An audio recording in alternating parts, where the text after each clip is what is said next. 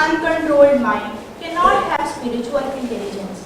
One devoid of spiritual intelligence never meditates on the ultimate truth. And for one who never meditates on ultimate truth, there is no peace. For one destitute, there is the happiness. Hello dear friends, I welcome all of you on the behalf of Vivekananda Samiti. Today we are here to learn about the secret of concentration as per Bhagavad Gita by our own Swamiji, Swami Sarvapriyananda Maharaj. Before starting our today's session, let me have a glance on the recent activities organized by Vivekananda Samiti. In January, we had Vivekananda Youth Leadership Convention. Under that, we had talks by various eminent personalities, namely Paramveer Chakrapana Singh, Jal Purush Rajendra Singh, Miss Arunima Sinha, Miss Bhakti Sharma. There was various workshops on enlightened citizenship, school events, college events, followed by community services, and then Netaji Subhash Chandra Bose Jayanti, Sanskrit Shivir, weekly discussions on Vedanta, and now 3-day lecture series on Vedanta, which will feature lecture on secret on concentration as per Bhagavad Gita, Who Am I according to Mandukya Upanishad, part 1 on 1st March, that is tomorrow. On 2nd March, there will be a workshop on stress-free living techniques and Who Am I according to Mandukya Upanishad, part 2 by Swami Sarvapriyananda Ji Maharaj. Let me remind you that Swamiji visited us in August 2012 and his lectures were very well received, and we got overwhelming response on YouTube link with 190,000 views across the globe. Swami Sarvapriyananda Ji Maharaj is a dynamic young monk of Ramakrishna Mutt. He joined Ramakrishna order at Ramakrishna Mission Vidyapit, Deoghar, Jharkhand in 1994. Since then, he has served the Ramakrishna Mission in various capacities, including Vice Principal of Deoghar Vidyapit Higher Secondary School, Principal of Shiksha Mandir Teacher Training College at Belur Mutt, and as the first Registrar of Ramakrishna Mission Vivekananda University at Belur Mutt. At present, he is an Acharya at the Monastic Probationers Training Center at Belur Mutt. He holds a degree in Business Management from Xavier Institute of Management, Bhubaneswar, and his interests are in the fields of spirituality, philosophy, management science, and education. On the occasion of 150th birth anniversary of Swami Vivekananda, he travelled many places of India and abroad and inspired thousands of people with his eloquent speech. And now I request Swamiji to please come on the dais because we want to felicitate him with a token of gratitude. Thank you.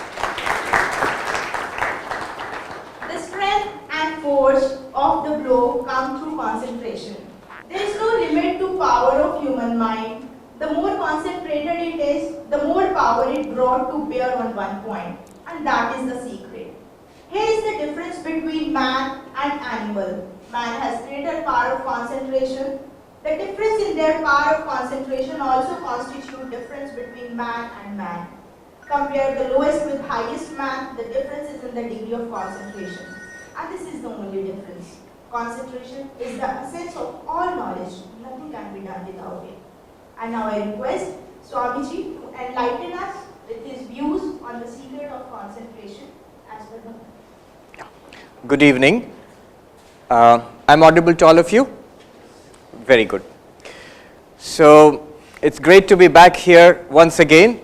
I was here year before last. And just like last time, we're going to have 3 lectures. The first lecture will be of general interest, and the next 2 will be focused on Vedanta.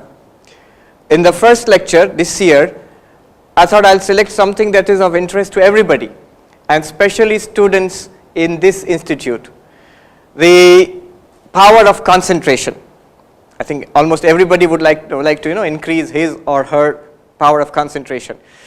And there is actually a lot to be learned from our ancient scriptures, especially the Gita and Patanjali Yoga Sutras. So we'll take some learning from there this evening and also combine it with some advances which have been made in positive psychology over the last 20 to 30 years. In fact, a lot of interesting research has been done in the field of positive psychology, which I'll combine with our understanding of the teachings of Bhagavad Gita and Patanjali Yoga Sutras. The primary questions which we will deal with this evening are: what exactly happens in concentration?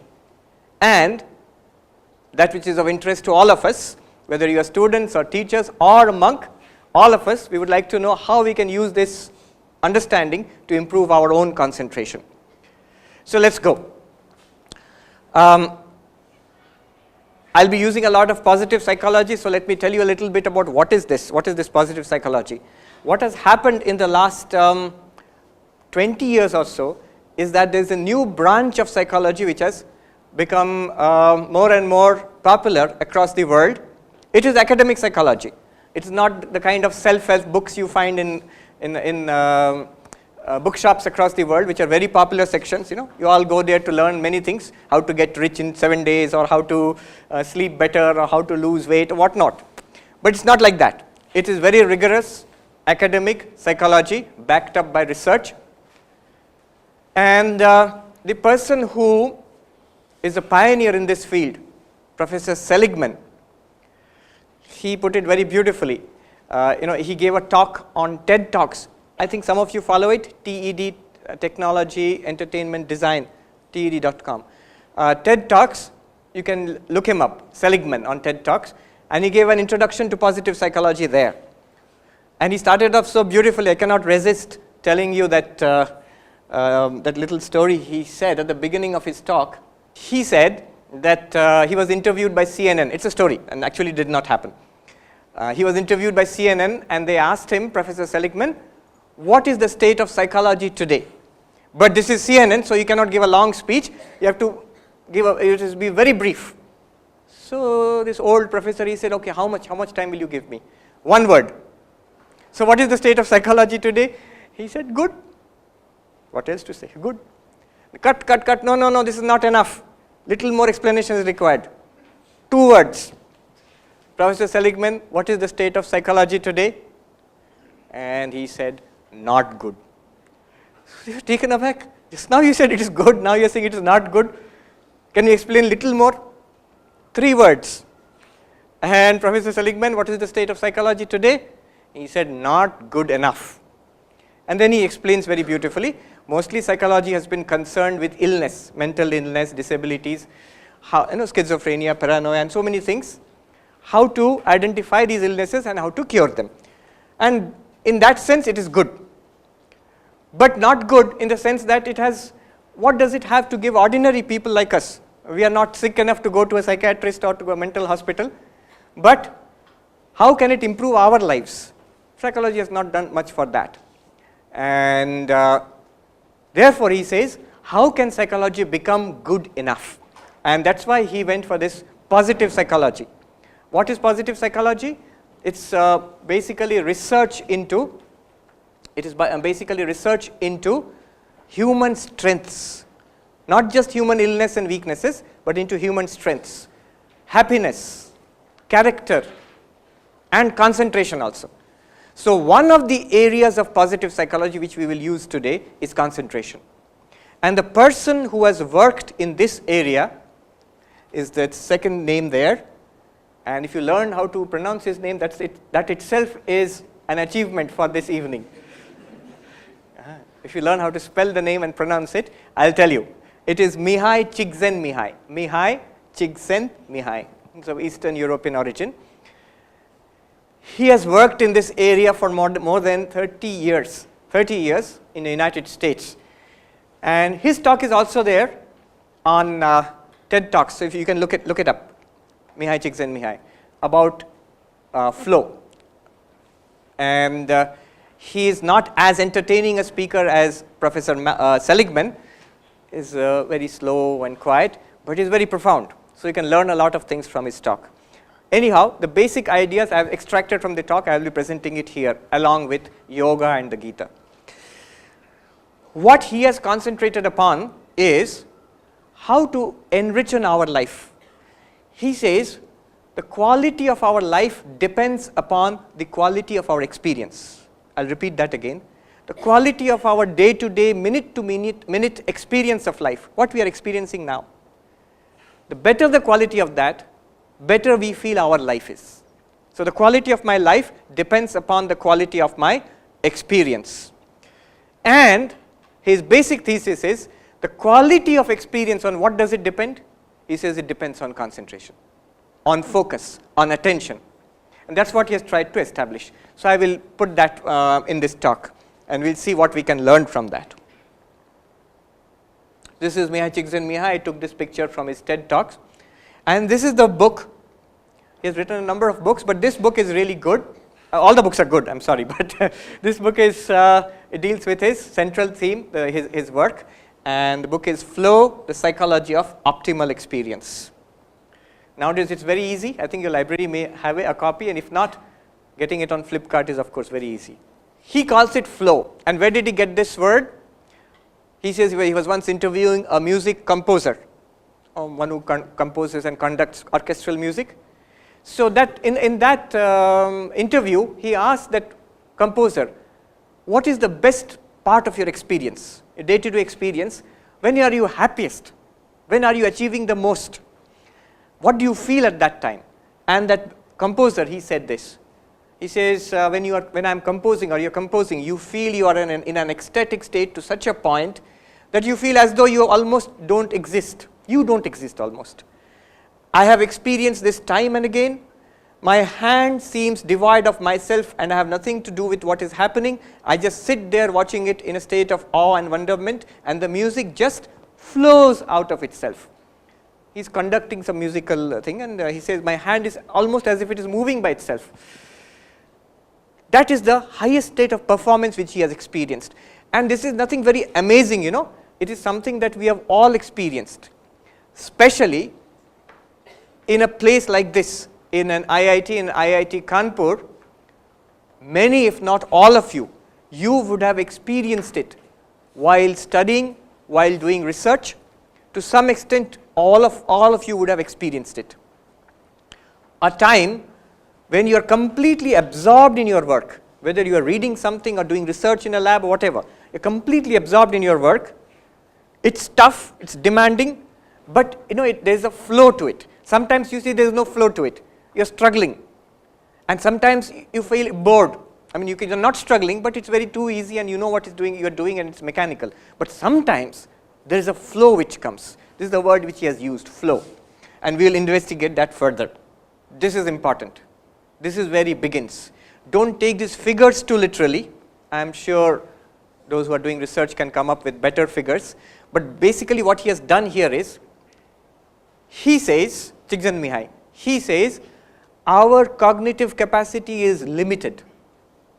We don't have infinite cognitive capacity. We have limited cognitive capacity, and he uses the terms of information technology, IT, to sort of estimate what could be our cognitive capacity.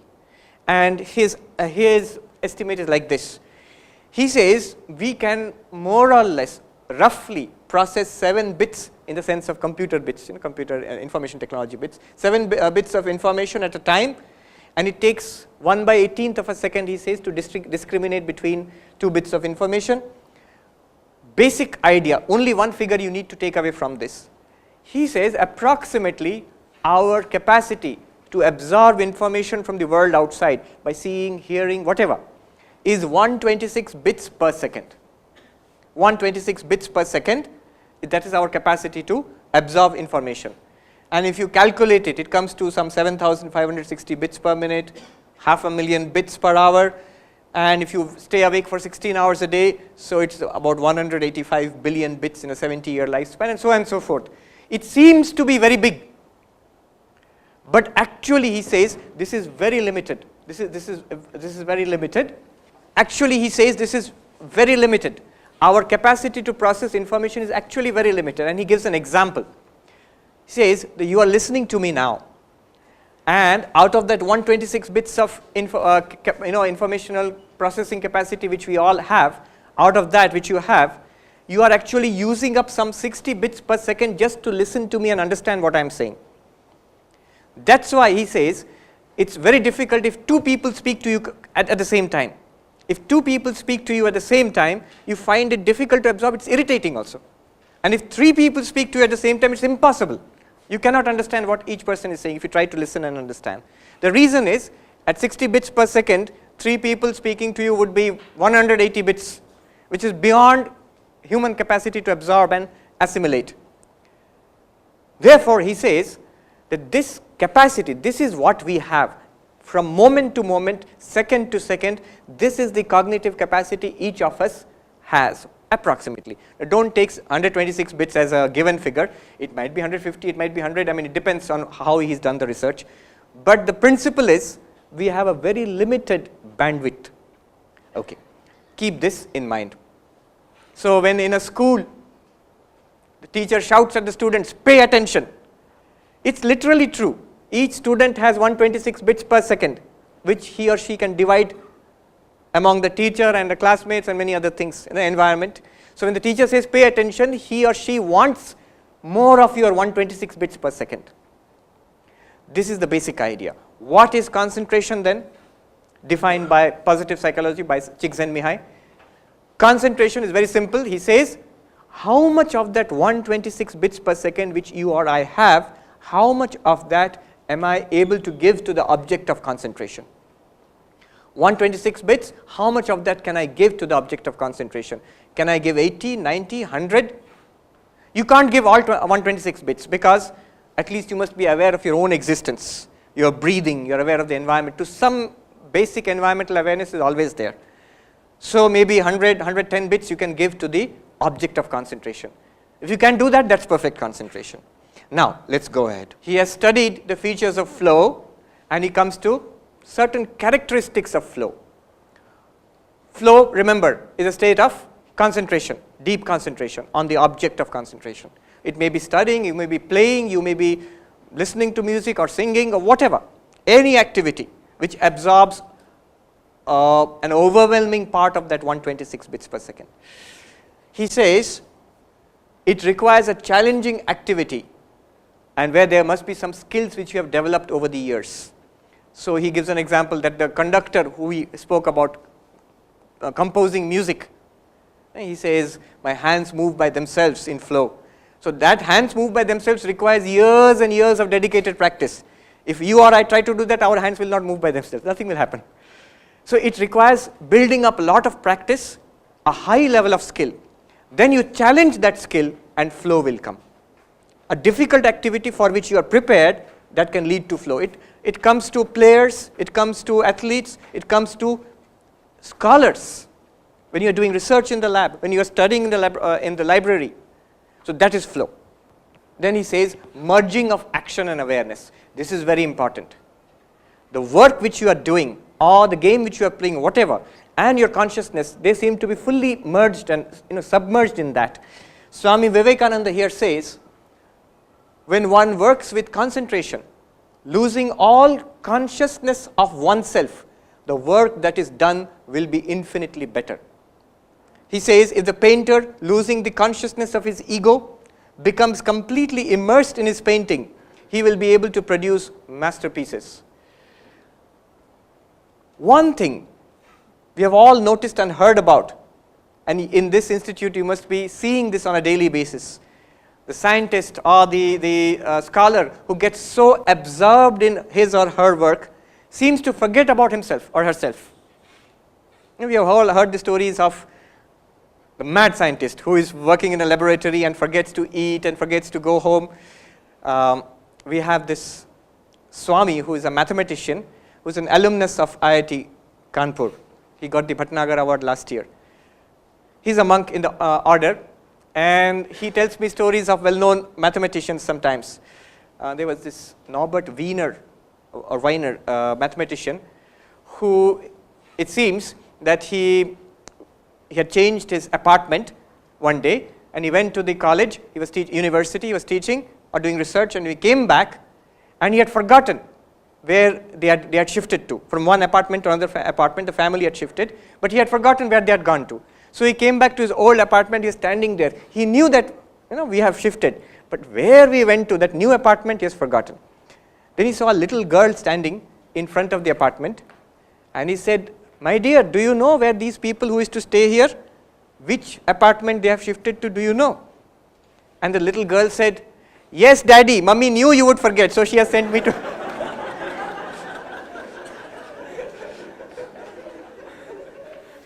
So not only has forgotten the apartment, he's forgotten his daughter also.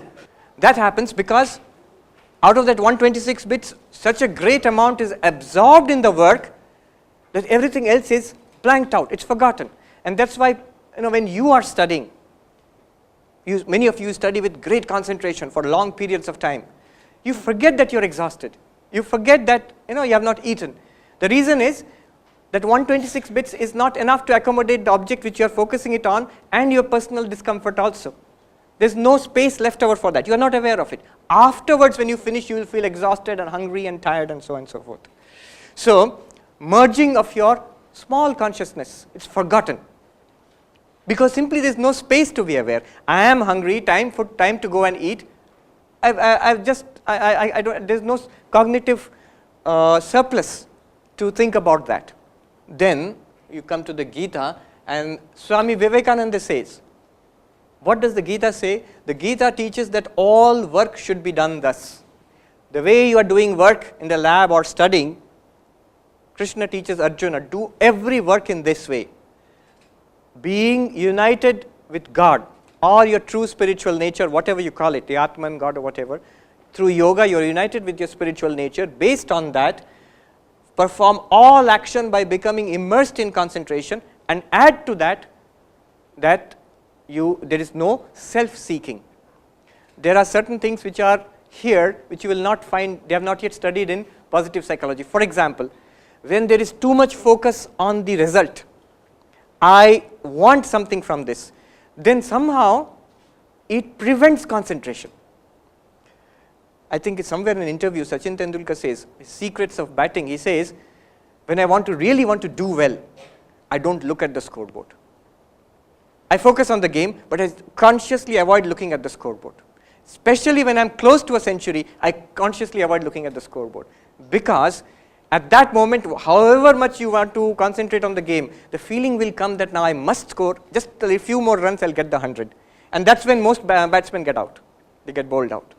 So somehow, seeking the result seems to create a division in consciousness, seems to prevent full consciousness, full concentration, seems to prevent your ability to put as much as you want of that 126 bits into the object of concentration. And Swami Vivekananda says, such a performance of work brings only good to the world, no evil can come out of it, mainly because I think there is no self-seeking involved in that. Those who work thus never do anything for themselves. They may do it for science, or they may do it for welfare of others, whatever, but not this small individual self, which is forgotten in concentration. Another thing positive psychology says is necessary for concentration, for flow, is clear goals and feedback. So, in the work which you do, studying or whatever, you must have some kind of clear idea where you are going. Many people who do research, they tell me, that's precisely what is research. We don't know what we are doing. That's why we call it research. But yes, there is an element of the unknown. But the thing which you are doing at particular moment, you must have clarity what you are doing and what you are trying to do. May not be about the whole thing where you are moving into the unknown. So, a clear goal, and there must be some feedback. Here I want to add something. Often in research, there is a long period where you don't get any clear feedback. Nothing is happening. See, I'll tell you a little story. Last week, I had gone to the Vivekananda University, which is just outside Belur Math, where that Swami I told you about, the mathematician Swami, he works there in the mathematics department there. So I had gone for tea around this time, and he came for tea too. We were sitting and having tea, and he said that I'm in the middle of a class, and his class is like, it starts at 8 o'clock in the morning.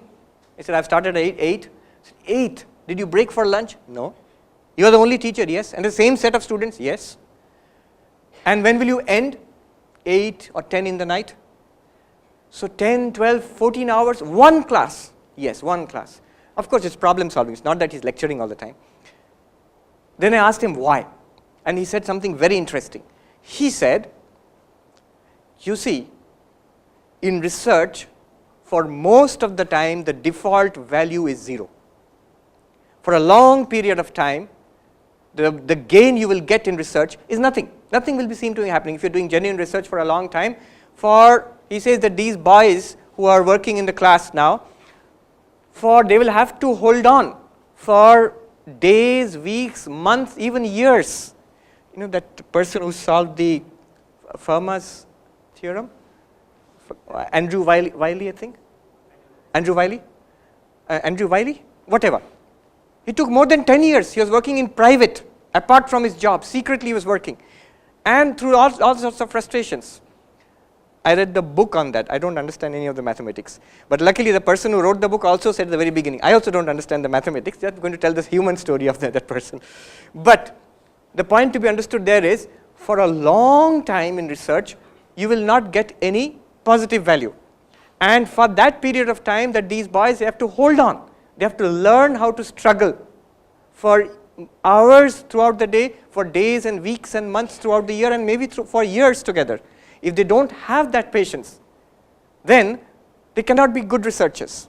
So one point about this, when you say feedback, it's true, feedback helps in flow, but sometimes you may not have feedback, and there also that grit is necessary to hold on to the concentration without the feedback also, without positive feedback. And concentration. Fourth characteristic of flow is concentration itself, where there is tremendous focus. One sign of concentration is you forget all other problems in life. It is true. You may have lots of problems at home, health-related issues, maybe issues related to career, what not, even issues related to the environment where you are working. But if you get flow, at that time, you tend to forget all it. This is one of the characteristics of concentration. Now, why do you forget? The answer is again simple. Because you don't have more than 126 bits per second. So your mind will not dwell on those things if you put most of it into the object of concentration. So there is tremendous focus. Swami Vivekananda says, to me the very essence of education is concentration of mind, not the collecting of facts. The difference between an ordinary person and a great person lies in the degree of concentration. And when I read this long ago, I read this from Swami Vivekananda, I was not very convinced, because I used to think that difference between an ordinary person and a great person lies in so many dimensions of human personality. Why only concentration? One day, I had a revelation. I saw another Swami who is also an alumni of IIT Kanpur. Long back, he joined the order long back. He was studying. Studying means just relaxing on the bed, he was with leg spread out in front, sitting and reading a book. I came in front of him and I asked him in Hindi, Maharaj ji, kya padh rahe hain? What are you reading? No answer, he is reading. I am standing in front of him. He cannot see me. He is reading. I asked him again, no answer. I bent forward and his foot was spread out in front, his leg was spread out in front, and his foot and his big toe, I caught hold of that and shook it. What are you reading? You won't believe it, he did not feel it. The focus he has in the book is so much. Now you understand, 126 bits, maybe 120 bits is on that book. He cannot feel somebody touching him. When I stepped forward and I just raised the book to see the title, he got a shock. Which means such tremendous focus. There are so many stories about Swami Vivekananda, of course. Those who have read his life, they know that how in Belur Math, where he used to stay, his disciple Sharat Chandra one day came upon him reading the Encyclopedia Britannica. In those days, nowadays if I say Encyclopedia Britannica, somebody is reading it, most of the students, just like you all, they'll say, oh, okay, could be. What's so great about it? Because you see, nowadays Encyclopedia Britannica is one DVD. But if you see the old set, huge. They used to, and earlier in those days, there used to be these leather-bound volumes. So I heard when the set would arrive in the library, they would strengthen the shelves of the library with wooden planks so that it will not bend, catenary it will become. So that set is there, and Swami Vivekananda is reading it, and this disciple comes and asks, Swamiji, so many books, fat books, it's impossible for a human being to finish it in one lifetime. And Swamiji said, what are you saying? I have gone through 9 volumes, and I'm on the 10th volume. You can ask me anything from the 9 volumes. It's a story, well-known story. And Sharat Chandra actually, he went and picked up books at random, and he asked questions at random, and Swamiji answered all of that. He says in some places the exact language down to the comma and the full stop also. That was fantastic. And he asked Swami Vivekananda, how is this possible? And Swamiji said, with concentration and purity, one can do it, and anybody can do it. Everybody has this capacity. So Swami Vivekananda says the difference between an ordinary person and a great person lies in the degree of concentration. This is the symbol of the Ramakrishna mission. Swami Vivekananda designed it, and many of you may know the meaning. I'll just tell you in a couple of sentences. Basic idea is that the sun which is rising at the back represents knowledge, the wavy waters represent work, the lotus represents bhakti, devotion, and the snake encircling all of it represents concentration, meditation. So by a combination of knowledge, work, devotion and concentration or meditation, one realizes the swan there represents the Paramatman, God, spiritual reality, whatever you call it. So spiritual reality is realized by a combination of karma yoga, work, spiritualized work, jnana yoga, the path of knowledge, bhakti yoga, the path of devotion, and raja yoga, the path of meditation. Okay, this is the basic idea, but why I have put it here is for the snake alone. The snake represents meditation, concentration, and Swami Vivekananda writes in one place, the meaning of the symbol is this, and the snake, the serpent, represents concentration. Now, it is so interesting. I was going through this book. It's a recent book called Rapt. Rapt as in attention, immersed in something. And this author, this lady, Winifred Gallagher, she's done research on attention and she's written this book. In one place she says, she has no connection with Ramakrishna mission, she does not know any of these things, I think so at least. She says, the best symbol I can think about for concentration is this cobra with a, with its hood, with its expanded hood. Best symbol. I was amazed, this is the exact same idea which Swami Vivekananda puts forward as a symbol for concentration. And why is it so? Because she says all the elements, central elements of concentration are here. This is one lesson we must take away from here. What are the central elements? Just remember this, the picture of this snake. First of all, a mental bearing down on a subject. What does the cobra do when it's going to eat a rat or a frog? Like a bearing down, tremendous focus on that. So, mental bearing down on a subject, the book or the instrument of work which you are doing, focusing the mind on that, mental bearing down on the subject. Second, the hood flaring to block out all distractions. The hood of the cobra flaring to block out all distractions. Of course, the cobra does not flare the hood to block out distractions or anything like that, but this is the meaning which we are giving to it. Have you noticed how little children study? Why little children? And last year I was in, year before last, I was in IIT Kanpur, I was in the library, I saw many of the boys and girls there studying, and they also do the same thing.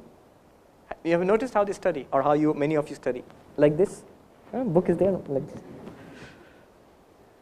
What are you doing there? Unconsciously, you're basically cutting out the world. So that's another part of concentration. You are pulling out as much of the 126 bits per second which is scattered here and there, you're pulling it out basically and putting it here. So it's very natural. This hood flaring to block out distractions and holding steady in your unblinking focus. A few seconds of that anybody can manage. Couple of minutes of that anybody can manage. But hours and hours and hours of that, holding steady in your unblinking focus. These are the three elements. Engage your mind, pull out the bits you have scattered all over in your life, different subjects in your life, you pull it out and pour it here and hold it. Like that mathematician Swami, 8 hours, 10 hours, 12 hours on one problem. I was joking with him, did you leave the students for lunch break? He said, no. I said, they'll faint. I said, okay, once they recover consciousness, they can do maths again. Along with this, one more point, which is not mentioned as yet by Csikszentmihalyi or positive psychology, but Swami Vivekananda insists on this. He says, along with the development of concentration, we must develop the power of detachment. We must learn not only to attach the mind to one thing exclusively, but also to detach it at a moment's notice and place it on something else. You see, many of you have good concentration, otherwise you wouldn't be here. But there is an ability that if you can pull your mind out from one thing and then put it totally into another thing, that's a tremendous ability. It seems, I read in Napoleon's life once, he could do so many things at a time. Writing letters back to Paris about the construction of bridges, writing about the new financial system, writing letters about the direction of the military forces in battle, and so on and so forth. Writing to his wife Josephine. Somebody asked him, how do you do all that? And he said, see, I have this cabinet. This was time before computers came. So I have this cabinet in my mind, drawers. So when I want to work on the army, I open that drawer and shut all other drawers. When I want to talk about finances, I shut the other drawers and open the drawer about the finances, and so on and so forth. And when I shut all the drawers, I go off to sleep. He had the ability to go to sleep any time he wanted. Now that's a tremendously organized mind, but it shows the structure of the mind. It matches with what we have been studying here. And Swami Vivekananda, this is a famous quotation, education is concentration of mind. If I had to do my education all over again and had any voice in the matter, I would not study facts at all. I would develop the power of concentration and detachment, and then with a perfect instrument, I could collect facts at will. Another aspect of flow is feeling in control. If you know, so a person who's playing tabla and he gets flow, anybody who plays musical instruments, sometime or the other you would have felt it, musical instruments or singing. So sometimes you know you are in flow. And you must know how to play that instrument pretty well. There must be a sense of control. If you don't know what you are doing, you'll never get flow. It will just be straining. It'll be tension and strain. Loss of self-awareness, we spoke about this. We'll just leave this one out for the time being. Another aspect is transformation of time. Again, we have experienced this. There's a time distortion. When you are in flow, hours seem to pass by very quickly. When you look up and you see the clock, and you find that already 2 or 3 hours have gone. You don't feel that you have been sitting there for 2 or 3 hours. That is the nature of flow. With deep concentration, time seems to fly. If you don't have deep concentration, then time seems to drag. I have often, I was talking to some students in a college somewhere else, and I was speaking about the way I saw the boys and girls in the IIT Kanpur library studying. And I said, see, they on Sundays they come, and I saw some of them studying from the morning till afternoon till night. Sometimes they do all night they're studying, not just one or two. Many of them they do that. Especially I heard before examinations, a lot of you are up and doing. Obviously you have to. Now one of the boys who was sitting there, he said, oh, how boring. I said, no, it's not boring. In fact, if you like the subject and if you're immersed in it and if you cut away everything else in life, then it's not boring actually, because when you get the flow is very enjoyable. It's deeply satisfying. Of course, because you have an exam and you have to get grades and all, it's tension. But otherwise, it's deeply satisfying. You know what is boring? What is difficult? If you give only a part of that 126 bits, maybe 50 bits and 60 bits, and the rest of it is still free, then you can think about the good time you could be having watching TV or playing video games, and you're still doing physics, and then you feel how boring and irritating this is. Or, you're sitting, and the same kid who sits and watches a cricket match for hours together, he does not complain about how hot it is, how mosquitoes are biting him, does not complain. But the moment you put that kid in front of his homework, he will say, "Kaise padhe? Garmi hai, machhar hai. How can I study?" What happens is, because out of that 126 bits, almost all of it is absorbed on the cricket match, he does not feel the discomfort of heat or mosquitoes or whatever. But when he's doing something he does not like it, most of his cognitive capacity is free. and it will go to whatever pulls his cognitive capacity, like it may be a mosquito, whatever. I remember when we meditate in Belur Mutt, so these mosquitoes have a free reign, and especially when you are meditating, you can't do anything about the mosquito. Even one mosquito can spoil your meditation. And sometimes I've seen other monks, and what they do early in the morning, so they'll have this chadar, you open it and put a sort of cloth here, like a veil, so that the mosquito can't enter. And if one mosquito enters that, then you are in deep trouble. It'll be like somebody is fighting in that, you will see. And I was reading of Swami Vivekananda, Girish Ghosh, the famous dramatist. He narrates how he saw Swami Vivekananda sitting in meditation, and his face is black, covered with mosquitoes. He does not feel it. He's gone deep within so much that nothing is left over. Of course, he'll feel it when he comes out. Maybe face will be swollen with mosquito bites. But at that moment, he does not feel it. So this is exactly what happens to us in a lesser degree maybe when you are studying or working on something that absorbs most of your cognitive capacity. If you are studying without that flow, without that concentration, it's much more strenuous. Then every few minutes you will feel like going and having a coffee break or going and taking a walk, whatever, because there is that excess cognitive surplus left over which will remind you, you are suffering, you are doing something boring, please get up. When that is not free, you have a very good time actually. You have forgotten. Time moves faster. Time moves slower, of course. Both are interesting. One surgeon was telling me how hours, 6-7 hours, they have to do this neurosurgery. 6-7 hours. I said, how is it possible? Such concentration for such a long time. He says, I don't feel I'm doing it for 5 or 6 hours. After the operation is over, I'd see it's 5 or 6 hours. So time has moved very fast. Just the opposite, I heard from a fighter pilot. I was sitting in the airport, and this gentleman is retired Air Force pilot. He's not retired, but he's in the Air Force now. At one time, he was a fighter pilot, and he was telling me how he ejected from a plane which was crashing. And he spoke to the air traffic control, gave a mayday call, and he's saying that I'm ejecting at such and such position. And he says, I was feeling irritated at that moment. Why is the traffic control, air traffic control, the military air traffic control, why are they taking so much time to respond to me? I'm in an emergency here, seconds count. Later on, when the court of inquiry, they have a board of inquiry after the crash, there he saw, they were laughing at him. They said that we responded within a second or 2 seconds, but for you time seems to be dilated.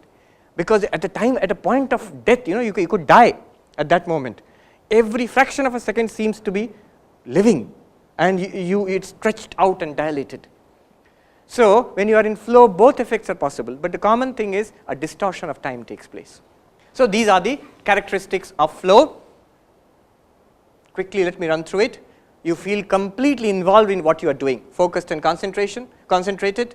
Second, happiness, sense of ecstasy in any kind of flow. Csikszentmihalyi interviewed people who were scholars, who were athletes, who were musicians, even monks and nuns who were meditating, all of them, whatever the diverse activities, but wherever they found flow, he found joy. They feel happy. Being outside everyday reality, ecstasy. Great inner clarity. Moment to moment, you know what has to be done, and you are doing it, and you're fully absorbed in it. And fourth, knowing the activity is doable, your skill is adequate to the task, but challenged. A sense of serenity. You have no feeling, no worries about yourself. An intrinsic motivation. Whatever produces flow becomes its own reward.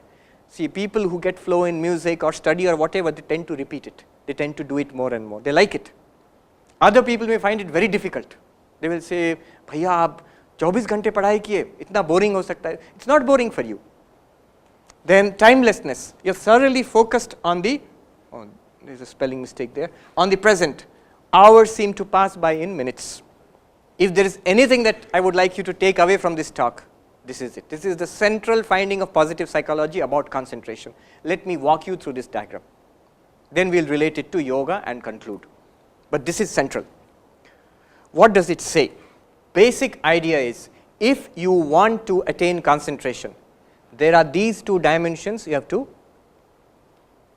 take care of. One is your skills, whatever the activity, your capability. and the second one is the challenge facing you. So he takes the example of a tennis player who is a beginner. So when you are beginning tennis, when we start playing, it's just a great thing just to return a serve. You can't do much more than that. And if you play against a state champion or a national champion, then what happens? The challenge is too much. Skills are very low. And the result is you have worry or anxiety. You can't face it, it's too much. A teacher who is teaching maybe something, differential equation or something, first time he goes into class, is a new teacher, maybe an assistant teacher. His skills, teaching skills are not all that great, and he's facing a class for the first time, and challenge is pretty high. Here are IIT students, so he feels worry or anxiety. But as his skills improve, as the tennis players practices or the teacher keeps on teaching, what happens is his skills improve, challenge remains the same, and this comes down. This anxiety becomes, arousal in the sense that he is ready to face the challenge, and then it comes to flow. It is equal. Here is a channel where skills and challenges are matched. Now the tennis player, he can return the serve and he feels happy. When he returns the serve, he feels happy. He gets a tiny bit of flow at that point. So there is a channel here where your challenges and skills are matched.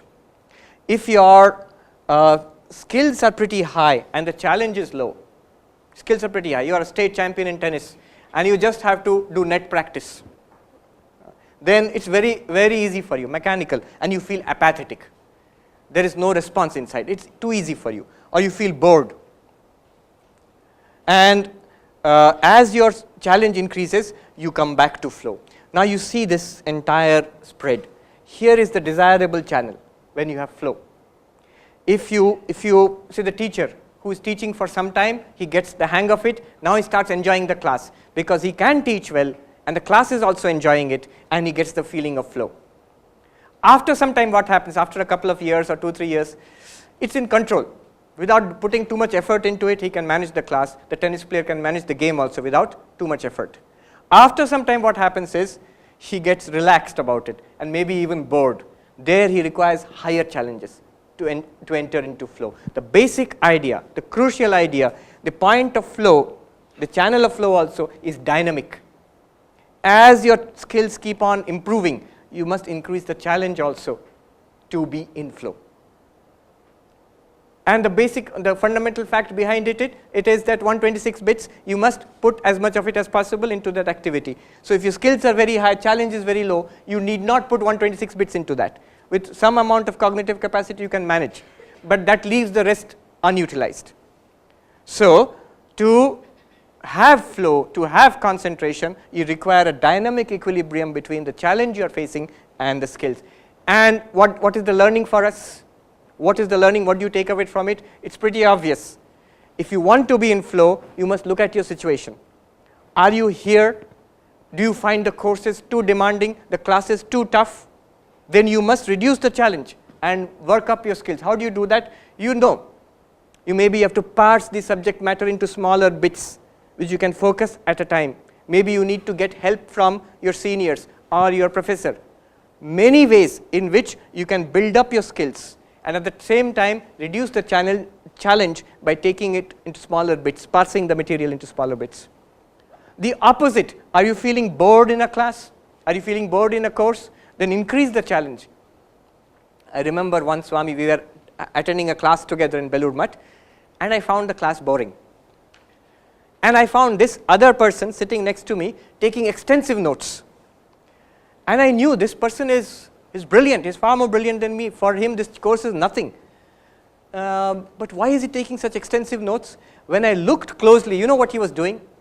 The teacher was teaching, the Acharya was teaching in English. And this brother, this novice, he was taking notes, perfect notes in Sanskrit. He was translating that into Sanskrit and taking down perfect notes. Why? Because he was bored. He knew all of it. So what will he do? He has to sit in the class. There is a discipline. So how does he let flow? He is not using this, but very naturally he is using this. He immediately upped the challenge. He pushed the challenge up very high. So he is listening, translating into Sanskrit, and believe me, it's not easy. We had a teacher who used to teach in Sanskrit only, And I remember anytime you have to ask a question, you have to ask a question in Sanskrit, otherwise he will not respond. And if you ask a question in Sanskrit, if you put together grammatically, it must be correct. By the time I ask the question, he will find out 2 or 3 grammatical errors in my question, and then he go on teaching again. He will not come to the answer. It's unless you ask a perfectly correct question, grammatically correct, I will not answer. It's not worth answering. So that's how he was getting flow. Okay. Now we come to the final part of this. Csikszentmihalyi, in that book, Flow, Psychology of Optimal Experience, he says the similarities between yoga and flow are very strong. He has a whole few pages on yoga, on Patanjali Yoga. He has studied literatures from all over the world, and he says in that book, the similarities between yoga, Patanjali Yoga, and flow are very strong. And he calls yoga a very thoroughly planned flow activity. In fact, he says one of the oldest and most systematic methods of getting flow is this Indian system of yoga, he says that. Now, I am not going to teach you yoga now, but I will give you the basics of yoga and how we can use it for attaining concentration and flow. That will be my final point. Okay. What does yoga say? To get perfect concentration, according to yoga, there are 8 steps. 8 steps. Yama and niyama, these are preliminary disciplines. Asana, posture. Pranayama, breathing. Pratyahara, withdrawing from the external world. Dharana, focusing on a topic. And dhyana, meditation or unbroken focus. And finally, the highest possible concentration, samadhi. Remember, this is not, the point of this is not flow. The point, the yogis use this for spiritual realization. But they do get flow. Now, in fact, I was reading one of the disciples of Sri Ramakrishna. He's talking about meditation. When you get good meditation, he says it should be effortless. And one of the characteristics of flow is effortlessness. Before flow, there is effort. When challenge is more, skill is not so high. Then you get into an effortless mode, which is flow. Without, if the skills are high and challenges are low, even there is effortlessness, but there is no flow, because you are bored then. So when you have flow, there is effortlessness. Okay. Now how do you use this for flow? Yama and niyama would be, yama would be a moral life, a clean life. That's important. Yama and niyama, specifically a disciplined life. A rhythm is necessary in life for generating concentration and focus. There is a story about Sethji who went to a Swami in the Himalayas. Humko dhyan sikhaiye, yog sikhaiye. And the Swami started, all right, very good, sit down. First, Satya, you have to tell the truth. Ahimsa, you should not hurt anybody. Brahmacharya, self-control, yama. Then the Sethji got disgusted. I said, Arey Mahatma ji, हमको ध्यान सिखाइए, प्राणायाम, आसन, प्राणायाम, ध्यान सिखाइए, ये क्या सच बोलना है, झूठ नहीं बोलना है, ये सब क्या सिखा रहे हैं हमको? Then that Swami said, तुम अष्टांग योग सीखोगे या विकलांग योग सीखोगे? Ashtanga is 8-limbed, and Vikalang means 2 limbs are not there. You want to remove morality and discipline from your life, just want meditation. That is not Ashtanga Yoga, that's Vikalanga Yoga. It's not possible. And then that Swami told that businessman, it's a story. He said that black money par asan bichha ke dhyan hoga. You've got lots of black money which you have hidden under your bed, and you put an asana on top of it and sit for meditation. Dhyan hoga kabhi? Never. So, a certain amount of morality, a moral life first, a disciplined life second, then third, what is required for flow? Third, asana. Asana need not mean that you have to sit in Padmasana or whatever. It simply means posture. What posture? They have found that sitting straight, not rigid, not like like a robot and savdhan, not like that. Relaxed but straight, where the head and the neck and the spine, the chest and the waist and the spine are more or less in one straight line. Relaxed, but not drooping. You can see the difference it makes in your mental attitude when you more or less sit up straight. After you get flow, one may concentrate on, your already mind is there. That's not important. But before that, a good posture is important. Pranayam, there is a connection between breathing and concentration. Positive psychology till today they have not talked about it. It's an area, these are areas of research. But there is a connection. One thing you will notice, the kind of breathing when you are tired, when we feel tired and sleepy and dull, so one kind of breathing. Often you will see it comes from the left nostril. When you are excited, angry, or working physically hard working, physically doing something, then right nostril. When you're jogging or playing, you will see most of the time breathing comes from the right nostril. And they say in concentration, breathing will come slowly from both nostrils. Anyhow, you need not go into all that, but basically breathing, just some amount of deep breathing helps. Even physiologically it makes sense. If you oxygenate your blood and all, concentration is better. Then pratyahara, withdrawing your cognitive capacities from the world outside. Remember the snake with the hood, cutting out the world, pratyahara. Not thinking of other things. And here you need to be a little intelligent. Suppose I am concentrating. Many times school students say this, if I look at my book and try to concentrate, I fall asleep. Or I am looking at the book, half an hour later if you ask me, what have you read? I can tell you my mind went all over the world, but I cannot tell you what was there in the page in front of me. So many are smiling and think it's a common problem. But not so much here. Many of you have good concentration. So here you have to be a little intelligent.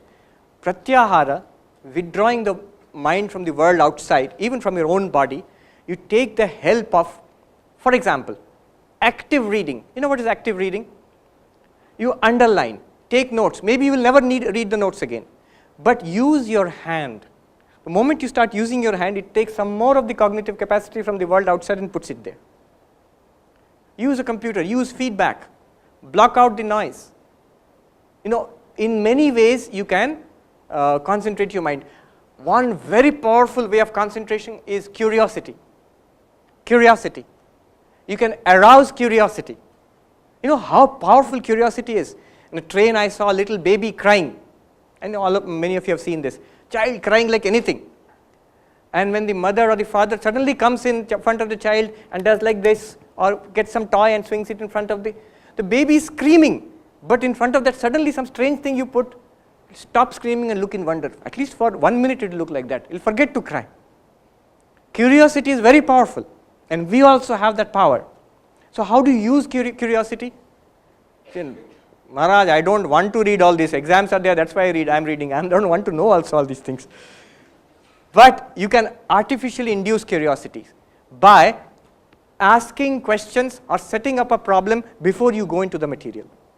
Often what we do, a mistake we do is read the material then solve problems. But you set up a problem, then start reading the material, then it's a voyage of discovery. It's not just learning something which you will apply later on. So these are tricks which you can use to engage your cognitive capacities in the study material. So pratyahara has to be done intelligently. It should not be a struggle. Then dharana is focus, dhyana, holding on to that focus. This pratyahara, I remember Swami Ranganathananda ji, he used to come to IIT Kanpur campus long back, I think in the 70s maybe, or 60s. I have seen his books in our Belur Math library, the books he donated. He was a voracious reader. All of his books, you can easily know it is Ranganathananji's books because they are all heavily underlined. Lot of remarks are there where he agrees, where he disagrees, where something reminds him of something else, questions he has got, everything he puts down. Now imagine the kind of involvement in that book. The Bhagavad Gita also says this. In one chapter, Sri Krishna asks Arjuna, be completely concentrated on God.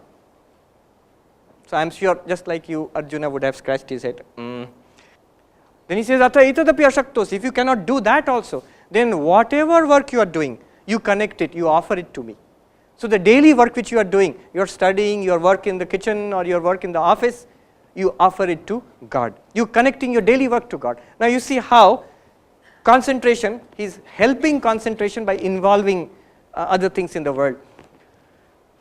Swami Abhedananda ji, one of the disciples of Sri Ramakrishna, I read a reminiscence by a young person He said, when I was young, I used to go to visit Swami Abhedanandaji, and he would meditate. He was quite old at that time, and I would see he would meditate. He would sit for meditation. He would rock his body back and forth a little bit. Then, as if he's a stone statue, he will sit, and that's it. 3 hours later, he will open his eyes. Like a rock, he's sitting. And this boy, he would ask, Swamiji, within 2 minutes I get bored. How can you sit like this without moving at all for 3 hours? And he would joke. In Bengali, he would say, Budo Shadur Dhyan Kina. I'm an old monk, I've been meditating for so many years. But it is this thing, ability to pull everything out from the world and put it on the object of meditation. Swami Vivekananda, it was natural for him. In New York, he used to go for lectures, and in those days, he used to have trams, or in San Francisco, I think. And he would go on the tram, and he would get so absorbed in his thoughts, the tram would take the entire circuit of the city and come back more than once. And he would be ashamed of this, He would say that, oh, you have to remind me, I have to go for the class. That concentration, tremendous concentration was absolutely natural to him. There are so many stories about that. And that focus, dharana is focus, dhyana is unbroken concentration, deepens into, let's call it flow. Let's call it a higher kind of flow. So here I am breaking it up again. Moral life, disciplined life, good posture, deep breathing, regular breathing. Don't be like a boiler. Regular breathing. Withdrawing from the world, remember the snake. Then dharana, holding on the focus. Then unbroken focus, flow. This is what our Patanjali Yoga also has to say about concentration. This is one key idea. Let me just sum up by going back to this idea. Remember, you have 126 bits per second, and you have to use that to get concentration or flow, and it's always a function of matching your challenges and skills. Whenever you are out of flow, and their characteristics are there, you will be bored or you will be under strain. Whenever you are out of flow, you increase the challenges or the skills as the need may be. These are the basic principles. I think I'll conclude here. We have run out of time also. Thank you very much.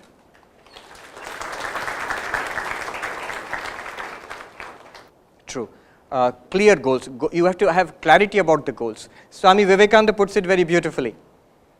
Make sure what your end is, goal is. Then he says, forget the ends and concentrate on the means.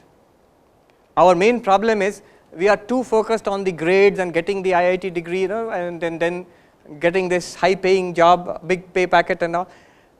If you keep that in mind most of the time or all of the time, then you are not focusing on what is in front of you. That will happen. If that is your goal, keep it there. But don't keep on thinking about it. It's no use thinking about it. Once you have set up the goal, Swami Vivekananda says you forget the goal. What it says here is clear goals are necessary for flow. If your goals are not clear, you will always be in anxiety.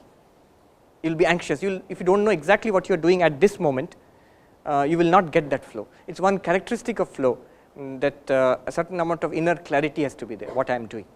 But the eventual goals, you should keep them in the background. Fix it, keep it in the background. There seems to be a deep connection between mental purity and concentration, deep concentration. You will say that that's not necessarily so. We know many brilliant people who lead wayward lives, but they are very brilliant. True, but you see there again, if that person had a more pure mind, I would say his work would be even more brilliant. It's a hypothesis, but it seems to be like that. I mean, a lot of people, in your personal experience also you see, if you have a clean life, an uncomplicated life, you can actually concentrate much more easily on your work. It's that simple. Question? Yeah. ये आपने point out नहीं कराया लेकिन मुझे पूछना है कर्म करो और फल की इच्छा ना करो इसमें कितने % सच्चाई है इस सेंटेंस में कर्म करो और फल की इच्छा ना करो ये कैसे पॉसिबल होता है true yes I'll take a few minutes to answer this. There's some chalk here. Yeah, it is chalk. Thank you. Yeah, so, yeah. When we want results, what is mentioned, what is actually spoken about in the Gita, when you say do your work and don't ask for results, it means results for ourselves. And that's okay, because most of us, when we mean results, karm ki phal, we mean phal for ourselves, results for ourselves. Now, the traditional idea was, what do human beings want? Life. Is there a life for this?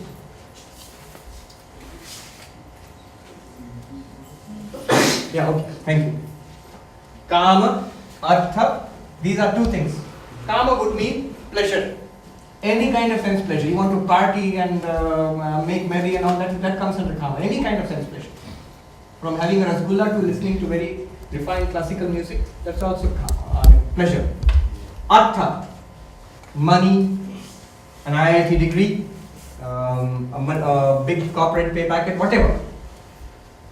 Money, success, awards, head of the department, whatever. So all of that comes under artha. Now these are what people want instinctively. What people want instinctively. What religion, any religion, will tell you is, both of these have to be regulated by dharma. Dharma means morality. It's not unlimited artha and kama. They follow the rules of society, they follow the rules of decency, of morality, of law. To as much as possible they do, to more or less they did do that.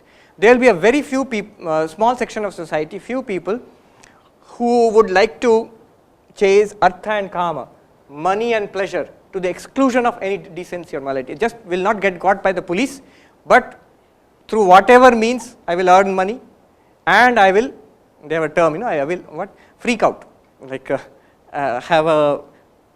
enjoy life. Whatever I want to do, I will do.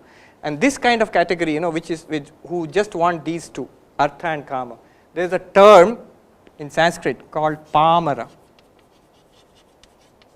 Pamara means an instinctive, a lowest uncultured kind of person, an instinctive life. Instinctive life. What I want it just now. I want it just now. And this kind of life actually leads to unhappiness. Not only unhappiness, even modern psychology shows that this kind of life, such people, they do not go on to achieve much in life also. But because they cannot resist, they cannot control themselves. The kind of sacrifice you need to come to IIT, for example. Many of your classmates did not have that control. So you had to sacrifice quite a bit to slog, to put in that kind of work to be here today. And that's because these desires you had to rein in to some extent. Immediate gratification, no. Let me work hard, I will get more of this later on. So some amount of control is necessary. So those who have all three, dharma, artha, kama, normally when we speak about artha, kama and dharma, what is the phrase? We never say kama, artha, dharma. We normally say dharma, artha, kama, moksha. So you always say dharma first. Dharma does not mean only religion, morality and everything. All three if you have, then the term which we use is a Vishayi person, a worldly person but who is good. Vishayi normally has a bad connotation, that he is a worldly person. But actually dharmika Vishayi, person who is good, moral. You'll see most people in the world are like this. They are good, they are not evil people, they are not lawbreakers. But they want worldly things and they want to do it within the bounds of common good sense and morality. Now, beyond this also, there are people, the term would be moksha or spirituality or whatever.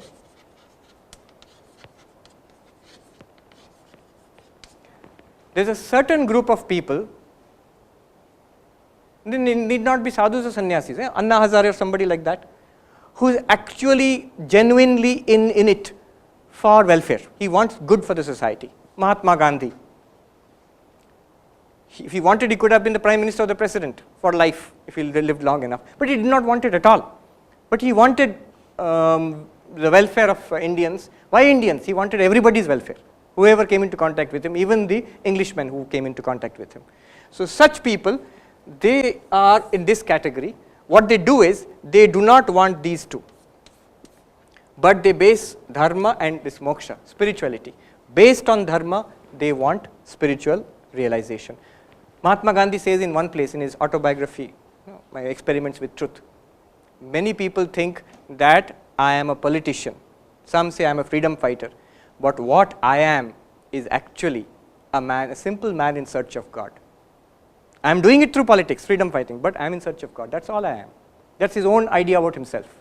So, they don't want these two, and you can see it in their lives. They reject it when they have no interest in these two. Such people, they work without any desire for results. Which results? These results. What are these results? Personal gain and personal enjoyment. They don't want it.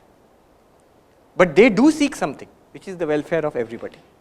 So Swami Vivekananda, many great saints, they have worked for the welfare of others, and they really don't want anything. And I'll tell you just one small thing.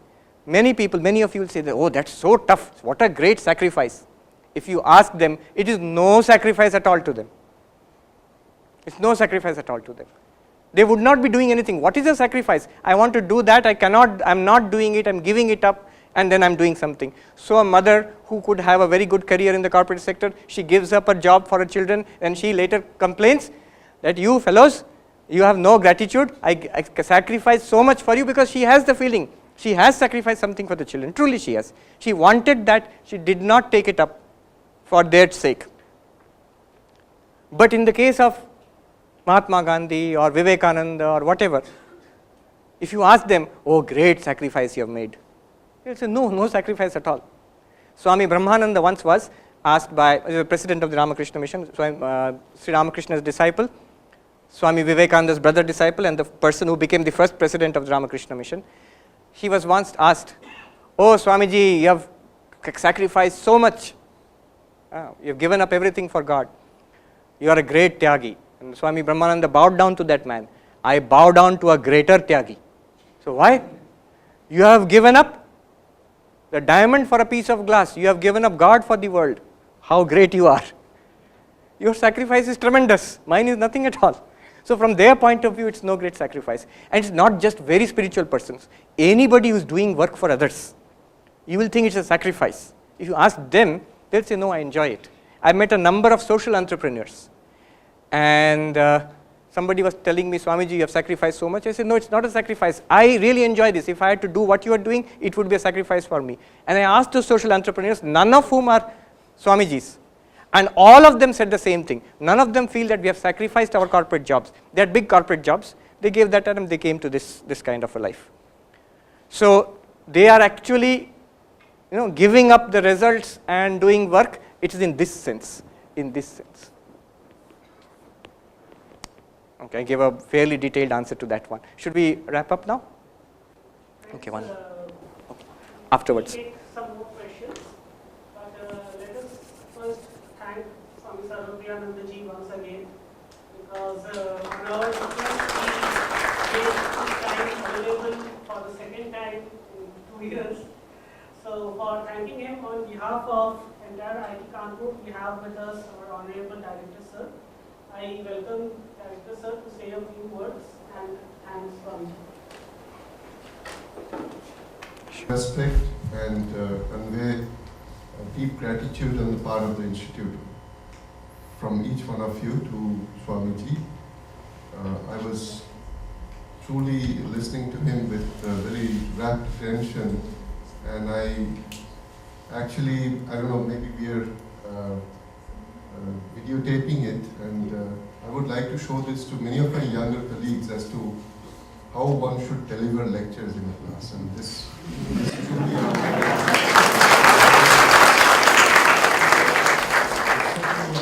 truly a model exposition as to how one should deliver a lecture. In fact, I must share with Swamiji my own experience.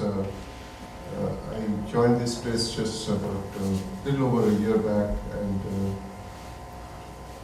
by the time I finished one semester, I certainly was getting extremely bored, in true sense of being bored.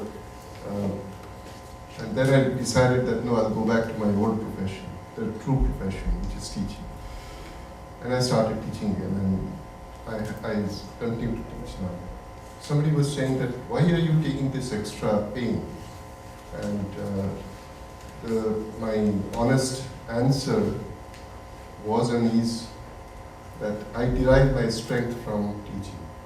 Whatever I do, whatever we do, everything and anything, you need conviction to stand by it. And I derive my conviction, my strength from being truthful to my own profession. And watching him deliver his lecture, I was truly all the time wondering that why would a student ever complain about a class or a lecture if he listens to a lecture which is truly in the highest form of flow like this. So I certainly see what exactly he was talking all along. I saw a true reflection of that. So I again pay my very deep respect, and on behalf of the Institute, I would like to express our gratitude and would request you to come back whenever possible, share your time and your knowledge with us. We all basically in this setup, in this academic setup, all that we do is to pursue knowledge, and we have only one objective, which is to either disseminate or share knowledge or try and generate new knowledge. It's not very easy to generate new knowledge. We write many papers, we give many lectures, but then essentially we try to pursue, at least at the end of a maybe 20-page publication, at the final conclusion part, just a few words or maybe half a sentence. If that is truly a new knowledge, that's worth writing that paper. So that's exactly what we pursue. And we should always have such excellent examples before us. So thank you again. Thank you. I feel extremely embarrassed and sad if this beautiful conversation, interaction stops here. I seek your apology, Swamiji, because something very, very important is waiting, and I must attend to that. So I'll take leave, and but would request you to kindly come. I request Director Sir to present a shawl to Swami.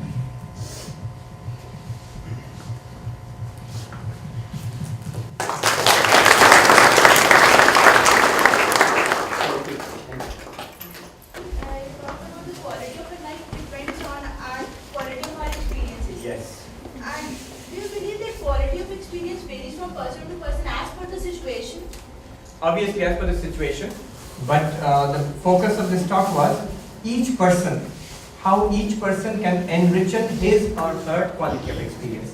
And how do you do that? One word answer, by flow, by concentration. Whatever your situation is, if you concentrate there on whatever you want to achieve, what is in front of you, then you get a richer experience. The principle here is how much you concentrate and what you concentrate on. Just now, in this place, how much you are concentrating and what you are concentrating on. So there are so many things here. Here is a lecture going on. Also, in your mind will be that I've got such and such things to do next. Now, if you are concentrating on that, then your experience will be one of restlessness. If you like and you're concentrating on that and you're thinking about it and how to apply it in your own life, you're getting a richer experience in the same environment. You understand? There are many elements. What will I pick out of that and how much I can concentrate on that? That will make your experience very rich. Absolutely. Yes. But that's what we have seen, so many stories of young boys and girls coming from very tough backgrounds, poor people, educationally disadvantaged, and struggling and making their way up, maybe coming to IIT and other places. Anand Kumar gave a talk there, Super 30, and how so many disadvantaged children are making it here to this campus and other campuses and doing well, not only academically, even people who are physically challenged, and they are doing so well in some areas of life. So from a very tough background, one can do well, not necessarily that they will do well, mostly don't, but they do well. And again, just the opposite, from very privileged backgrounds, how many, especially teachers, I have been a teacher for more than 20 years, we've known how many boys and girls from very privileged backgrounds, parents are highly educated, they are well off, and they have got every facility, and it completely spoil their lives. So the background is important, but what is important is what you make of that background. And how do you make something of the background? By choosing what to concentrate on and how much to concentrate on. I'll end with this. Milton, the famous English poet, he says in one place, the mind in its own place can make a heaven of hell and a hell of heaven. The mind in its own place, the mind by itself can make a hell of heaven and a heaven of hell. How? By this method, by what you are concentrating on in your environment and how much you are concentrating there. So those boys and girls from very tough backgrounds who made it to, suppose to IIT, if you ask them, they had extremely disheartening circumstances in their life, but they had one area, their studies and how it will open up better avenues in life. And so they picked that element to concentrate on, and they ignored everything else. I've seen people, young boys and girls, completely depressed, mental breakdown. Why? Because they had some genuine problem in life. It may be a relationship problem, maybe a health problem, maybe a grades problem, whatever. And what did they do? They concentrated totally upon that. They will say that, no, how can I not concentrate on that? It's pulling my attention. It is not pulling your attention, it's a conscious decision. If your default setting is that, you will be pulled into the depression, into the cycle of depression and sadness and failure and misery. But it's a conscious decision. That setting, it's not a fixed setting. You can change the default setting. You can actually consciously choose what you're going to think about and how much you're going to think about that. Okay? And tomorrow we'll take it up after the class. Tomorrow and day after, the classes, the lectures will be very different, not like this. We are going to be very serious, concentrating on Vedanta, very advanced Vedanta. So I'm not discouraging you, I'm setting up a high challenge for you to get into flow. Do come. Thank you.